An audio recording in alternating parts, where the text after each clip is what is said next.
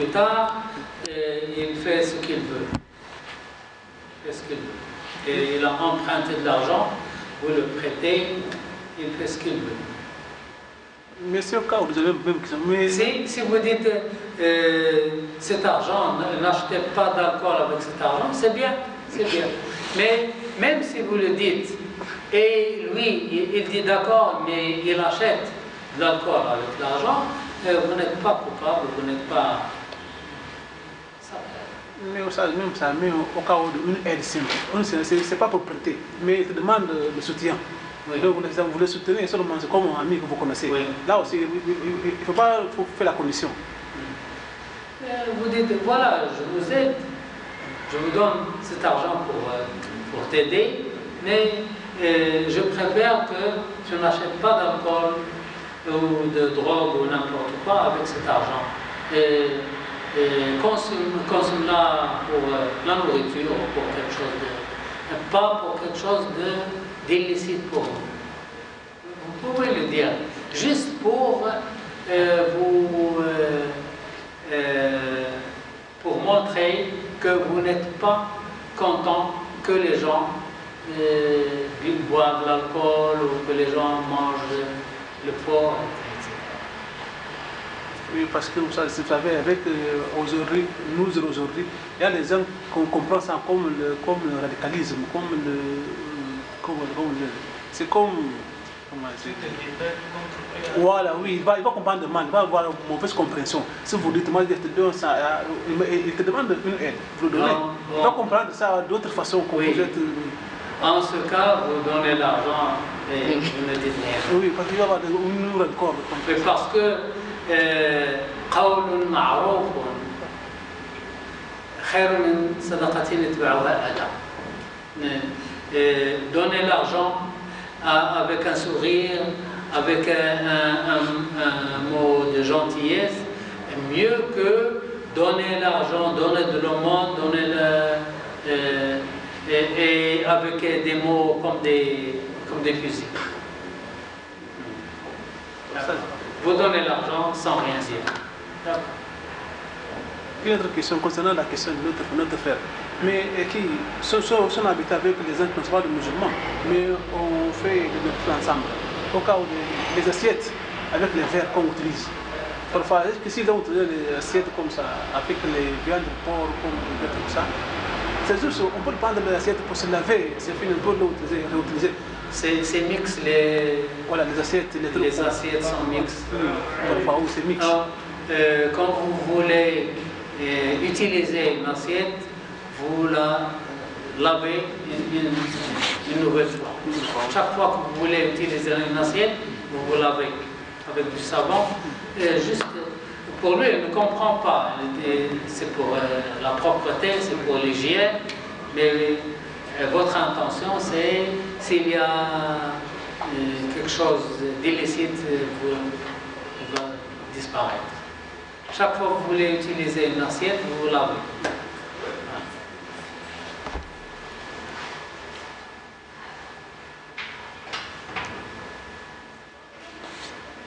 Alors, on a vu le sunna des actes, maintenant des paroles, maintenant le sunna des mouvements.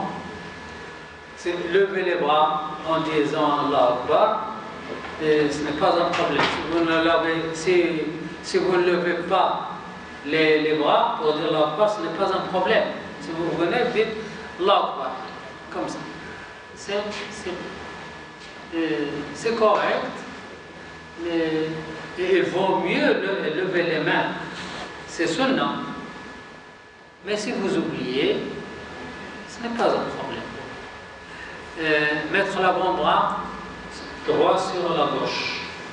Il y a beaucoup de gens qui font la prière comme ça. Le sunnah, c'est faire comme ça. Si on fait la salat comme ça, on ne fait pas de prosternation. Mais le mieux, c'est comme ça, parce que le prophète a dit, nous sommes ordonnés, nous les prophètes, de mettre le droit sur la gauche. لقد أمرنا نحن معاشر الأنبياء نضع اليمنى على اليسرى. Nous avons l'ordre, nous les prophètes, de mettre la main droite sur la main gauche dans la prière. Donc c'est un sunnah. Il faut le faire. Pourquoi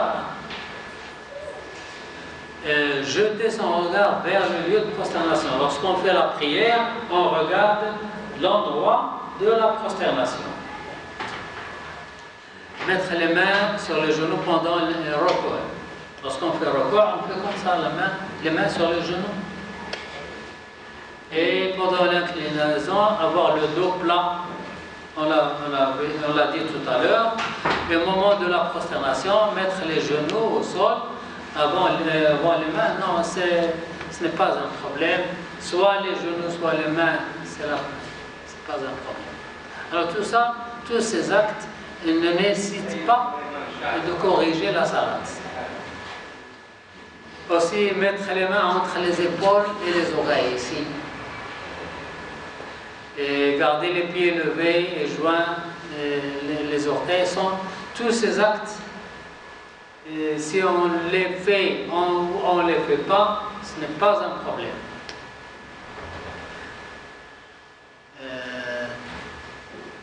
La prosternation de l'oubli est légale dans le rajout. Si on ajoute un raka, on ajoute quelque chose qui n'est pas, par exemple, on fait le premier raka, on fait la prosternation et on veut se mettre debout. On se met debout et on se rappelle qu'on a fait un seul sujoud. On revient, on fait le sujoud et si on a quitté le sol avec les mains et les genoux, et ça nécessite de prosternation après celle, parce qu'il y a quelque chose de plus. Vous comprenez l'image? Oui. On fait le premier raka. Le premier raka, on fait le sujoud, premier sujoud. Et qu'est-ce que après le premier sujoud, qu'est-ce qu'il y a? Et on se met assis, et puis on fait le deuxième sujoud. Si on oublie, on fait le premier sujoud et on se lève. On a fait un seul sujoud. On revient, on fait le deuxième sujoud. Et on continue. Et on n'oublie pas qu'on a fait quelque chose de plus, c'est se mettre debout. Alors, à la fin de la salade, on fait deux prosternations, après celle. Le prophète sallallahu alayhi wa sallam a dit, si l'un d'entre vous oublie, alors qu'il se prosterne deux fois. Il a aussi dit, si l'un d'entre vous